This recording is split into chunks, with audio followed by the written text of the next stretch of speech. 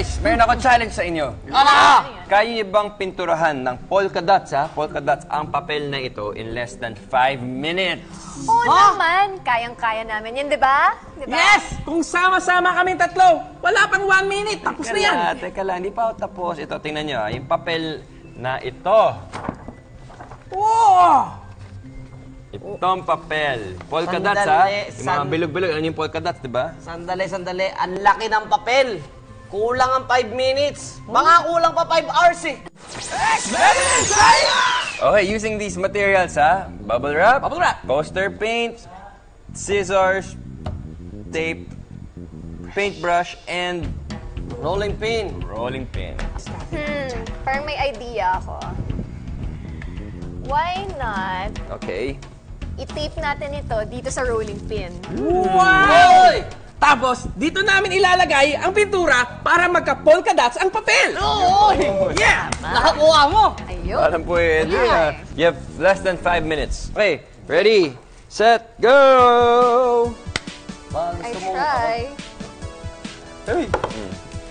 Attach ka no? Attach. Gusto ko ng blue. Ha? Kumapit na. Yan. Please, sana mag-work to. I think it's pink. Pink daw, pink. Try ko lang, ah. Sige, fire away. Yeah.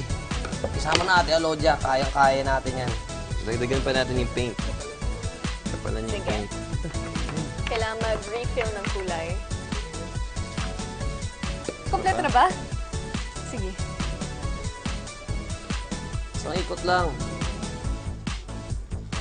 Isang ikat lang. Turn. Ang ganda, pink. Pumutok yung bubbles. Join force doon sa pangalawang Tingnan natin kung anong lalabas sa... Ang art. Hindi dapat... Yun, Ano magandang yan? orange, Daming laman ha? to. Na? Hindi pa. Kulang pa? Seconds. Saan pa? You have a few Ano seconds. Bang space? Ito? Oh, ganda ng kulay, oh. Okay, maganda yung kulay na yan. Turn na sa buhok mo. Oo nga, eh. And we made it! Yes! In less than 5 minutes, Believe ba dots? na-accomplish nyo yung challenge na pinapagawa ko. Puno nyo ng polka dots itong 4 na cartolina natin. At hindi lang yun, nakagawa pa kayo ng isang kakaibang disenyo. No? Good job, guys! Thank you. Good job, good, Good job. job. Good job. Ang masasabi ko lang dyan, I believe! Alam niyo ba na ang simpleng solution nila sa polka dot painting challenge ay may kinalaman sa geometry o ang pag-aaral ng mga shape, size, positions of figures at properties of space? Ang mga bilog na nakausli sa bubble wrap ay mayroong geometric pattern or regular repeating shapes.